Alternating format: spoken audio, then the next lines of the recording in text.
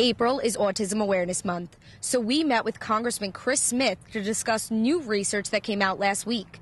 Research shows that New Jersey is the second highest state in the nation for people being diagnosed with autism. I wrote a law that created what we call Centers of Excellence at the CDC and at the National Institutes of Health to combat autism. That was in 2000.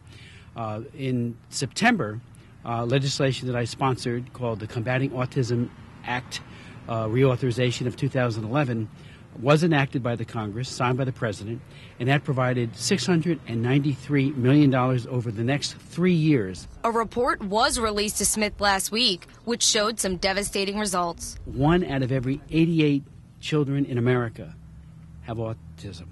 New Jersey numbers were the second worst in the entire country, 1 out of every 49.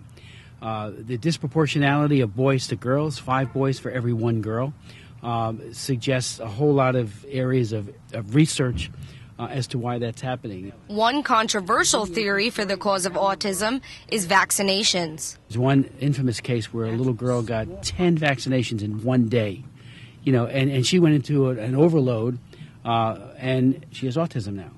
Now, that's not proof, but it certainly is highly suggestive. Dimerisol, a preservative used in vaccinations, does have some traces of mercury in it.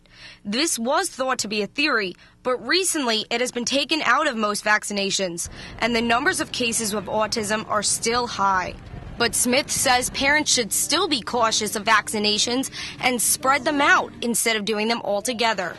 He also says that parents and teachers should know the signs. The clearest is a change in cognitive as well as speech. Speech is like the telltale sign that one needs to be on the lookout for.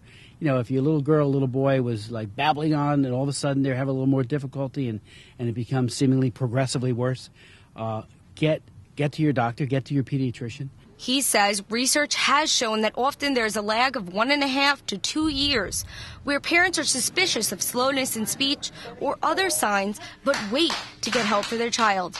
And those years are the most critical for early intervention. If you suspect that your child is autistic, Smith urges you to get help right away and don't wait. Reporting in Hamilton, Rose Eckler, WZBN News.